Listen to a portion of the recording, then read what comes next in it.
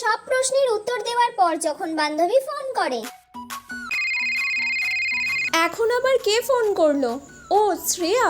Hello, কি রে, কেমন হলো রে পরীক্ষা? হ্যাঁ, প্রশ্ন তো একদম সোজা ছিল, আমি তো সবই পেরেছি। আমারও তো ভালোই হয়েছে। আমি যত নাম্বারে পরীক্ষা মোটামুটি তত নাম্বারই পাবো। আর সব থেকে ভালো তো আমি ওই 12 নাম্বারের প্রশ্নের অ্যান্সারটা পেরেছি।